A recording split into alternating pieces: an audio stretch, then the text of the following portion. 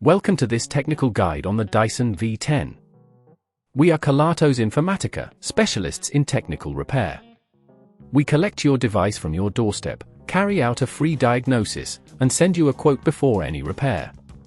No phone calls, no trips to the shop. We are based at Calle Joaquín María López 26, Madrid. Convenient, transparent and professional. Link in the description. If your Dyson V10 trigger is not working at all, it can be quite frustrating. This issue often arises due to wear and tear or a malfunctioning internal mechanism. If left unaddressed, it can hinder the vacuum's performance and lead to further complications down the line. To tackle this problem, you will need a few tools: a small Phillips screwdriver, a flathead screwdriver, a replacement trigger, and some safety gloves. First, ensure your Dyson V10 is unplugged and safely positioned. Start by removing the battery pack to prevent any accidental activation during the repair.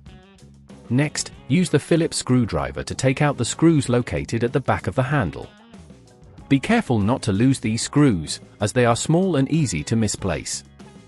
Once the screws are out, gently pull apart the handle casing to expose the internal components. The faulty trigger is typically located near the top of the handle.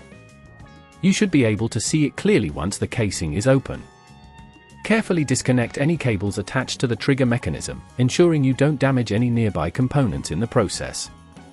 To remove the old trigger, simply unscrew it from its position. Be cautious with the force you apply, as over-tightening can lead to stripping the screws. Now, take your new trigger and position it correctly in place. Secure it using the screws you removed earlier, but avoid applying too much pressure. Once the new trigger is in place, reconnect any cables you previously disconnected. Before closing the casing, it's wise to test the trigger to ensure it's functioning correctly. If at this point you feel it's getting too tricky, remember that at Kelatos we collect your device from your door and return it fully repaired. Now, carefully reassemble the handle casing, ensuring everything clicks back into place without forcing it. Replace the screws at the back of the handle, and then reattach the battery pack.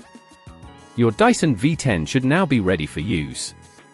To avoid facing this issue again, make sure to regularly clean your vacuum and check for blockages. Keeping the trigger and surrounding areas free from debris will help maintain its functionality. If you'd rather not risk damaging your device, at Kelatos we collect, repair and deliver back to your door anywhere in the UK. Link in the description.